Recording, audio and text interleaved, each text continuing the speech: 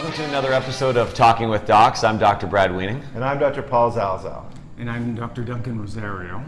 So today we have a guest surgeon. Dr. Duncan Rosario is going to talk to us about multimodal pain management. Multimodal pain management, what is that? Thank you very much for the invitation, gentlemen. Surgery causes pain. We all are aware of that, and that's one of the key issues that patients have associated with surgery. There are lots of different ways to manage pain, and traditionally we used a type of medication called an opioid, like morphine or Percocet or oxycodone. But we realize now from extensive research that opioids are not the best way and not the only way to manage pain after surgery.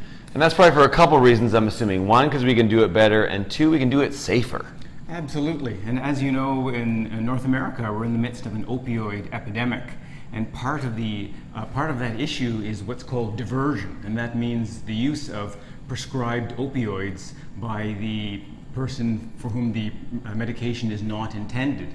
And that means if you have an operation, if your doctor gives you too much medication, if it sits on your medicine cabinet, teenagers, other people have access to that, and that's not good for the province. It's not good for the country. Okay, so what is the solution? Well, it's well established for some operations that a combination of Tylenol and Advil alone are actually superior to opioids. And for bigger operations, the combination of all three are actually superior to just using opioids. What I tell my patients is when you think about pain, there's so many different ways that it's caused. It's like trying to control traffic into a city. If you block one of the highways, there are still 4 highways coming in from different directions. So we've learned that we need to block a whole bunch of different pathways to reduce the input. Absolutely. And so what we're doing with multimodal pain control is after surgery, we put patients on Tylenol and Advil around the clock. Whether you're having pain or not, you take it straight for 2 days. And on top of that, if you're having pain, you take a little bit of an opioid.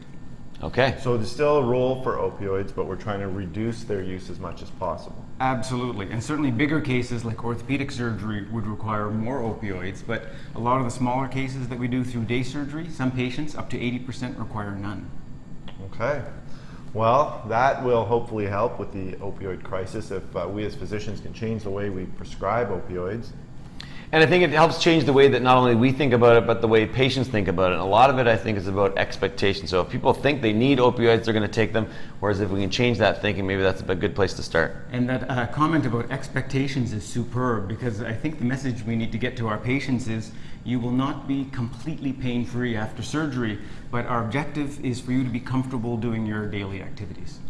Okay, yeah, that's interesting because I know that was something that we used to hear from the pain control teams, that we want to have a 0 out of 10 pain after surgery. But as I tell my patients a lot, and in a lot of our videos, we say, this surgery, it's going to hurt after, you're going to have pain after, but we just have to make it manageable. Absolutely, and that's certainly our objective. We want patients to have safe surgery, be comfortable after surgery, and not suffer from unnecessary complications or problems related to opioids. Okay, so bottom line is we're trying to shift away from so much opioid use with other agents, and hopefully that will help mitigate this opioid crisis that we're seeing. Absolutely. Plus, I think it'll provide better pain control and better satisfaction for patients. Well, we'd like to thank Dr. Rosario for joining us today. And if you like this video, please like it or subscribe to our channel. And remember, you are in charge of your own health. See you next time.